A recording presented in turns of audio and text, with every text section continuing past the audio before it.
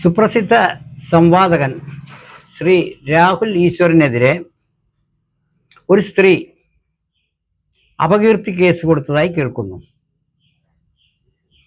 ആ സ്ത്രീയെക്കുറിച്ച് അപകീർത്തികരമായതെന്തോ ശ്രീ രാഹുൽ ഈശ്വർ തൻ്റെ social media പ്ലാറ്റ്ഫോമിലൂടെയോ TV ചാനലിലൂടെയോ പറഞ്ഞു എന്നതാണ് അവരുടെ പരാതി. ഏതായാലും കേരളത്തിലെ പോലീസിൻ്റെ എല്ലാ വകുപ്പുകളിലേക്കും അവർ പരാതി അയച്ചിട്ടുണ്ടെന്നാണ് കേൾക്കുന്നത്. ഇതിനെതിരെ ശ്രീ രാഹുൽ ഈശ്വർ പറയുന്നത് കേന്ദ്ര ആഭ്യന്തരമന്ത്രിക്കും ഇന്റർപോളിനും CBIക്കും NIAക്കും കൂടി പരാതി കൊടുക്കാമായിരുന്നില്ലേ എന്നാണ്. അദ്ദേഹം അത് പറയാൻ കാരണം ഇത്ര നിസ്സാരമായ കാര്യങ്ങൾക്ക് വേണ്ടി സ്ത്രീകൾ പുരുഷനെതിരെ കേസ് കൊടുക്കാൻ ഒരുങ്ങി പുറപ്പെട്ടാൽ ഈ നാട്ടിലെ അവസ്ഥ എന്തായിത്തീരും എന്നാണ് അദ്ദേഹം പറയുന്നത്. ആ പറയുന്നതിൽ തികച്ചും യാഥാർത്ഥ്യമുണ്ട്, അതിൽ യുക്തിയുണ്ട്. കാരണം ഒരു സ്ത്രീ വിചാരിച്ചാൽ ഏത് മാന്യനെയും എത്ര ആവശ്യമായ തരത്തിൽ അവർക്ക് അപമാനപ്പെടുത്താനാവും.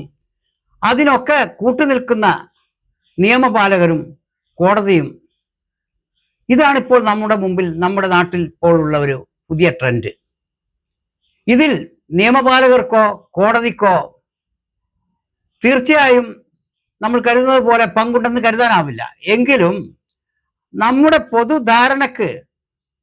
ധാരണയിൽ നിയമപാലകരും കോടതികളും ഇത്തരം ബ്ലാക്ക് മെയിലിങ്ങിന് കൂട്ടുനിൽക്കുന്നതായിട്ടുള്ള തോന്നലുണ്ടാക്കുന്നുണ്ട്. അത് യാഥാർത്ഥ്യമല്ലെങ്കിൽ പോലും ഇത് നിഷേധിക്കാനാവില്ല.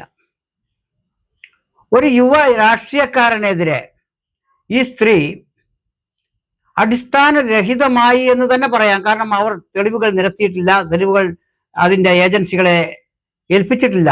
ആ കാലത്തോളം നമുക്ക് അടിസ്ഥാനരഹിതമായി എന്ന് പറയാനേ നിവൃത്തിയുള്ളൂ. ഏതായാലും അടിസ്ഥാനരഹിതമായി ആപൽക്കരമായ ആരോപണങ്ങൾ,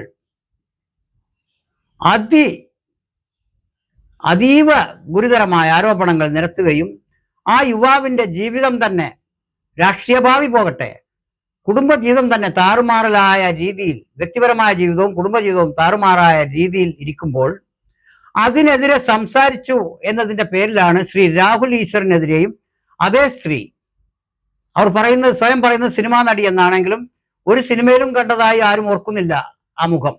ഏതായാലും അതെന്തോ ആട്ടെ, ആ സ്ത്രീ രാഹുലിനെതിരെയും തിരിഞ്ഞിട്ടുള്ളത്. അതായത് തൻ്റെ ചെയ്തികൾക്കെതിരെ വിമർശനം ഉന്നയിക്കുന്ന ആരെ വേണമെങ്കിലും തനിക്ക് നിഷ്പ്രയാസം നിയമത്തിന് മുമ്പിൽ കൊണ്ട് നിർത്താനും നിയമ നടപടികൾക്ക് വിധേയമാക്കാനും കഴിയും എന്ന് കാണിക്കുകയാണ് ആ സ്ത്രീ. ഇതിനു മുമ്പും ഇതേ ജനുസിൽപ്പെട്ട ചില സ്ത്രീകൾ ചില മാന്യന്മാരെ കോടതി കയറ്റുകയും ജയിലിൽ അടക്കുക പോലും ചെയ്തിട്ടുണ്ട്. ഇതാണ് ഇവർക്ക് ധൈര്യം പകരുന്നത്. ഇവിടെ നാം ആലോചിക്കേണ്ടത് നമ്മുടെ നിയോ ലിബറൽ ചിന്താഗതികളും അതിൽ സ്ത്രീകൾക്കുള്ള ജെൻഡർ ഈക്വാലിറ്റി തുടങ്ങിയ ചില വിഷയങ്ങളുമാണ്. ഇതിനെക്കുറിച്ച് പറയാതെ സ്ത്രീകളുടെ ഈ ബ്ലാക്ക് മെയിലിംഗ് ടെൻഡൻസിയെ നമുക്ക് നേരിടാനാവില്ല. നിയമപാലകർക്കും കോടതികൾക്കും തീർച്ചയായും കടുത്ത ഉത്തരവാദിത്തമുണ്ട്. അതായത് ഒരു നിയമത്തെ, ഒരു പ്രിവിലേജിനെ, ഒരു സൗകര്യത്തെ ദുരുപയോഗം ചെയ്യുന്നു. വ്യാപകമായ രീതിയിൽ ജെൻഡർ ബയാസ് തന്നെ അനുഭവപ്പെടുന്നു ഒരു ജെൻഡർ വിഭാഗത്തിന് എന്ന് വരുന്നത് നിയമപാലകരുടെയും കോടതികളുടെയും മറ്റെല്ലാറ്റിൻ്റെയും മുമ്പിൽ ചോദ്യചിഹ്നമാകേണ്ടതാണ്. സ്ത്രീകൾ അവഗണന നേരിടുന്നു, പീഡനം നേരിടുന്നു. ഗൃഹാന്തരീക്ഷങ്ങളിലും ജോലിസ്ഥലങ്ങളിലും പൊതുസ്ഥലങ്ങളിൽ പോലും അവർക്കെതിരെ ആക്രമണങ്ങളും കയ്യേറ്റങ്ങളും അധിക്ഷേപങ്ങളും ഉണ്ടാകുന്നു എന്നുള്ളത് 100% സത്യമാണ്. പക്ഷെ അതിൻ്റെ പേരിൽ അവർക്ക് പ്രത്യേക പരിഗണനകളും പ്രത്യേകമായ ചില പ്രിവിലേജുകളും ഒരുക്കണമെന്നുള്ളത് അതിലും നമുക്ക് ആർക്കും തർക്കമില്ല. തീർച്ചയായും അത് ആവശ്യമാണ്. പക്ഷേ ഇവിടെ രാഹുലിനെതിരെയോ രാഹുൽ മാങ്കൂട്ടത്തിനെതിരെയോ രാഹുൽ ഈശ്വറിനെതിരെയോ വാളെടുത്തിട്ടുള്ള സ്ത്രീകൾ യഥാർത്ഥത്തിൽ നേരത്തെ പറയുന്ന ഭാരത സ്ത്രീയുടെ ബുദ്ധിമുട്ടുകൾ അനുഭവിക്കുന്ന കൂട്ടത്തിൽപ്പെട്ടവരല്ല എന്ന് കാണാം. പുരുഷനെതിരെ കോടതി കയറുന്ന ഇത്തരം സ്ത്രീകൾ പൊതുവെ അവർക്കൊരു കുടുംബാന്തരീക്ഷം കുറവായിരിക്കും. അഥവാ ഉണ്ടെങ്കിൽ തന്നെ അവിടെ പീഡനം നേരിടുന്നതൊന്നും ആയിരിക്കില്ല അവർ. മാത്രമല്ല, സാധാരണ ഒരു നാടൻ സ്ത്രീ അല്ലെങ്കിൽ നഗരത്തിലെ സ്ത്രീ തന്നെ ആവട്ടെ, നേരിടുന്ന പ്രശ്നങ്ങളുടെ പേരിലൊന്നുമല്ല ഇവർ പുരുഷന്മാർക്കെതിരെ കേസ് കൊടുക്കുന്നതും കോടതി കയറുന്നതും ബ്ലാക്ക് മെയിലിനോളം എത്തുന്ന ചില പ്രവൃത്തികൾ ചെയ്യുന്നതും. യഥാർത്ഥത്തിൽ പീഡിതരും നിന്ദിതരും അവഗണിക്കപ്പെട്ടവരും അവസരമായ സ്ത്രീകളാവട്ടെ, അവരുടെ പ്രശ്നങ്ങൾ പുറം ലോകം അറിയുന്നതേയില്ല, ഒരിക്കലും അറിയുന്നതേയില്ല. അറിയിക്കാനൊട്ട് മാർഗങ്ങളുമില്ല, സമീപിക്കാനൊട്ട് നിയമസ്ഥാപനങ്ങളും ഇല്ല എന്ന് കാണാം. നിയമസ്ഥാപനങ്ങൾ ഉണ്ടെങ്കിൽ തന്നെ അവർക്ക് അവിടുന്ന് നീതി പലപ്പോഴും നിഷേധിക്കപ്പെടുന്നു എന്നുള്ളതും സത്യമാണ്. പക്ഷെ ഇതെല്ലാം മുതലെടുത്തുകൊണ്ട് സ്ത്രീയുടെ അവകാശങ്ങളെ ചൂഷണം ചെയ്തുകൊണ്ട് അവരുടെ പ്രിവിലേജുകളെ ദുരുപയോഗം ചെയ്തുകൊണ്ട് ഒരു വിഭാഗം പെണ്ണുങ്ങൾ ഇറങ്ങിയിട്ടുണ്ട്. അവരൊന്നും സമൂഹത്തിലെ അവസരായ സ്ത്രീകളൊന്നുമല്ല. വാസ്തവത്തിൽ അവർ വളരെ അഡ്വാൻസ്ഡ് ആയിട്ടുള്ള സ്ത്രീകളാണെന്ന് കാണാം. സാമ്പത്തികമായും മറ്റ് സാമൂഹ്യ സാഹചര്യങ്ങളിലും അവർ മുന്നിട്ട് നിൽക്കുന്നവരാണ്. അവരാണ് മുൻകൈയെടുത്ത് പുരുഷന്മാരെ പൂട്ടിക്കാനായി അവർക്ക് സ്ത്രീകൾക്ക് അനുകൂലമായ, യഥാർത്ഥ സ്ത്രീകൾക്ക് അനുകൂലമായ പല നിയമ സംവിധാനങ്ങളെയും ദുരുപയോഗം ചെയ്തുകൊണ്ട് പുരുഷനെ ബ്ലാക്ക് മെയിൽ ചെയ്ത് ഭാവി നശിപ്പിക്കാനും സമ്പത്ത് കയ്യിലാക്കാനുള്ള ശ്രമങ്ങൾ കൊണ്ട് നടക്കുന്നത് എന്ന് കാണാം. ഇതിൽ ഒരു സ്ത്രീയെയും പേരെടുത്ത് പറയേണ്ട ആവശ്യം നമുക്കില്ല. എല്ലാവരും കണ്ണു തുറന്ന് ദിവസം പ്രതി വാർത്താ മാധ്യമങ്ങളുടെ ഇതെല്ലാം കണ്ടും അനുഭവിച്ചും കഴിയുന്നവരാണ്. ശ്രീ രാഹുൽ ഈശ്വറിനോടുള്ള പ്രത്യേക പക എന്താണെന്ന് വെച്ചാൽ, അദ്ദേഹം ഇത് നിരന്തരമായ നിരീക്ഷണത്തിന്റെ ഫലമായി അദ്ദേഹം ഇതിനെതിരെ ഒരു സംവിധാനം ഒരുക്കിയിട്ടുണ്ടെന്ന് കേൾക്കുന്നു.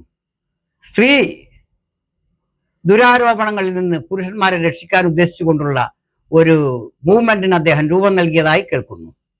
അത് ഏതായാലും കാലത്തിന്റെ അനിവാര്യതയാണ്, അത്യാവശ്യമാണെന്ന് തന്നെ വേണം പറയാൻ. കാരണം നിയമങ്ങളെ രണ്ടായി ജെൻഡർ ബയാസിന്റെ അടിസ്ഥാനത്തിൽ, ജെൻഡർ ലിംഗപക്ഷപാതത്തിന്റെ അടിസ്ഥാനത്തിൽ നിയമങ്ങൾ വ്യാഖ്യാനപ്പെട്ടുകൂടാത്തതാണ്. കാരണം ഒരു നീതി നടപ്പിലാക്കപ്പെടേണ്ടത് അതിൻ്റെ ഗുണഭോക്താക്കളുടെ ലിംഗം പരിശോധിച്ചിട്ടല്ല, അവരുടെ പ്രായം നോക്കിയിട്ടുമാവരുത്. യഥാർത്ഥത്തിൽ നീതി ദേവതയ്ക്ക് കണ്ണുകെട്ടിയ ഒരു നീതി ദേവതയുടെ പ്രതീകം നമ്മുടെ ഇതിൽ കാണാം. അതിനെന്തോ മാറ്റം ഈടായി വരുത്തിയിട്ടുണ്ടെന്ന് കേൾക്കുന്നു. ഏതായാലും നീതി നൽകേണ്ടത് ലിംഗം നോക്കിയോ വർഗം നോക്കിയോ വർണ്ണം നോക്കിയോ ഭാഷയോ പ്രദേശമോ നോക്കിയോ സ്വന്തക്കാരനാണോ അന്യനാണോ എന്ന് നോക്കിയോ അല്ല. അത് അന്ധമായ നീതിയാണ്. നീതിക്ക് കണ്ണോ പരിഗണനകളോ മറ്റ് പക്ഷപാതിത്വങ്ങളോ ബയാസുകളോ ഉണ്ടായിരിക്കാൻ പാടുള്ളതല്ല.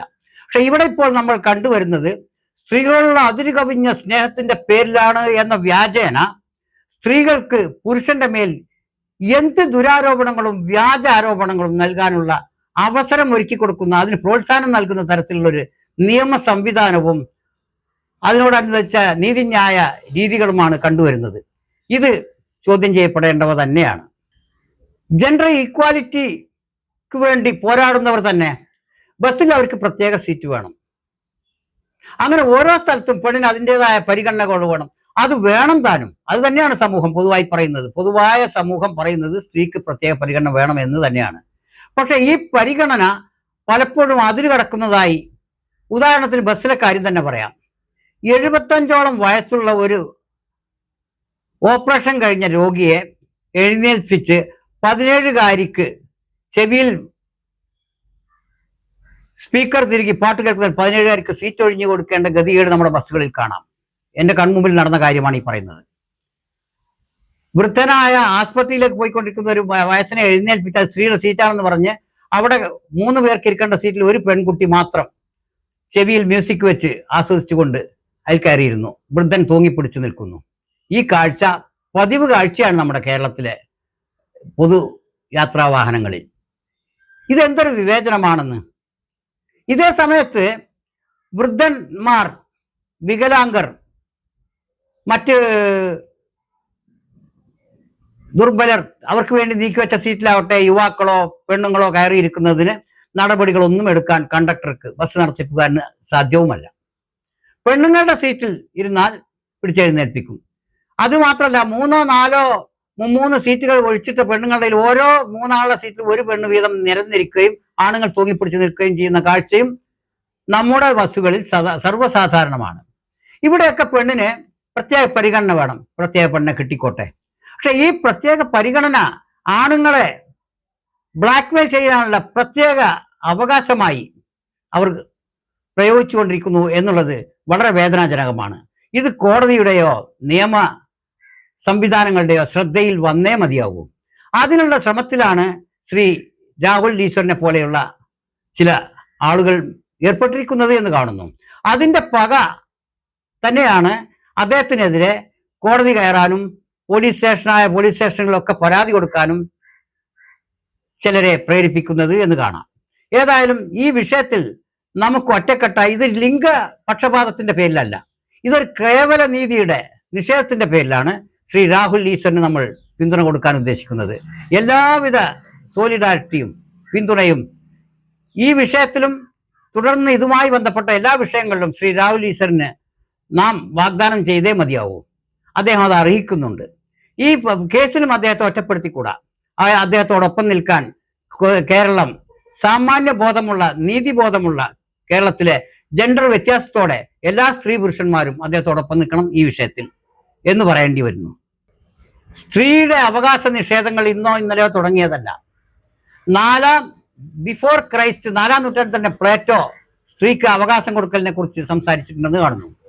സ്ത്രീകളോടുള്ള അവഗണനയും അവരുടെ അവകാശ നിഷേധങ്ങളും ഇന്നോ ഇന്നലെയോ തുടങ്ങിയതല്ല. സ്ത്രീ സൃഷ്ടിക്കപ്പെട്ട നാൾ മുതൽ അത് ആരംഭിച്ചതാണ്. പ്രവാചകന്റെ കാലത്ത് ജനിക്കുന്നത് പെൺകുഞ്ഞാണെങ്കിൽ ജീവനോടെ കുഴിച്ചു മൂടുക എന്നതായിരുന്നു അത്രേ അവരുടെ ആ സമൂഹത്തിന്റെ രീതി. ഈ ഏറ്റവും 20-ാം നൂറ്റാണ്ട് 18-20 നൂറ്റാണ്ടിന് മുമ്പ് വരെ യൂറോപ്പിലെ ഇത്രയും പരിഷ്കൃതമായ, നമ്മൾ ഇന്ന് പരിഷ്കൃതരെന്ന് കരുതുന്ന സമൂഹങ്ങളിൽ പോലും സ്ത്രീക്ക് വോട്ടവകാശം ഉണ്ടായിരുന്നില്ല എന്ന് കേൾക്കുമ്പോൾ ആശ്ചര്യപ്പെടേണ്ടതില്ല. അതാണ് യാഥാർത്ഥ്യം. ഈ 20-ാം നൂറ്റാണ്ട് മുതൽക്ക് ഇങ്ങോട്ടാണ് സ്ത്രീകളെ ഈ രീതിയിൽ അവഗണിച്ചുകൂടാ, അവഹേളിച്ചുകൂടാ, അവരുടെ അവകാശങ്ങൾ ഈ രീതിയിൽ ധ്വംസിച്ചുകൂടാ എന്ന ബോധത്തിൽ നിന്നാണ് പുതിയ ലിബറൽ നിയമങ്ങളും സ്ത്രീപക്ഷ നിയമങ്ങളും നിർമ്മിക്കപ്പെട്ടത്. തീർച്ചയായും അത് ഇന്നും പ്രസക്തവുമാണ്, തീർച്ചയായും 100%.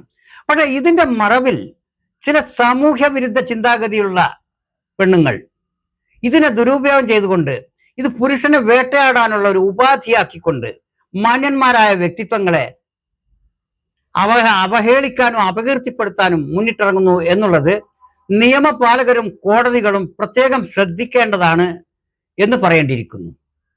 കേവലം സ്ത്രീ പരിഗണന അർഹിക്കുന്നു, അവൾ വിവേചനം നേരിടുന്നതിനെതിരെ പ്രവർത്തിക്കേണ്ടിയിരിക്കുന്നു എന്ന ഒറ്റ കാരണത്തിന്റെ പേരിൽ, ആ സ്ത്രീ ആയതിൻ്റെ ഒറ്റ കാരണത്താൽ അവൾ പറയുന്ന എല്ലാ വ്യാജങ്ങളും എല്ലാ നുണകളും അതേപടി വിശ്വാസത്തിലെടുത്ത് അതിനെതിരെ പുരുഷനെതിരെ നടപടിയെടുക്കാൻ തുനിയുന്നത് കടുത്ത അനീതിയാണെന്ന് പറയാതെ തരമില്ല. ഇത്രയും പറഞ്ഞുകൊണ്ട് ഈ വിഷയം, ഇന്ന് നമ്മൾ പെണ്ണുങ്ങൾക്ക് ഇന്നലെ അനുഭവിച്ച വേദനകളും വിഷമങ്ങളും അവഗണനകളും ഇനി അനുഭവിച്ചുകൂടാ എന്നുള്ള കാര്യത്തിൽ യാതൊരു തർക്കവുമില്ല എന്ന് പറയുമ്പോൾ തന്നെ ഈ പെണ്ണുങ്ങൾക്കുള്ള ഈ പരിഗണന അവർ ദുരുപയോഗം ചെയ്യുന്നതിനെ കർശനമായി നേരിടുക തന്നെ വേണം.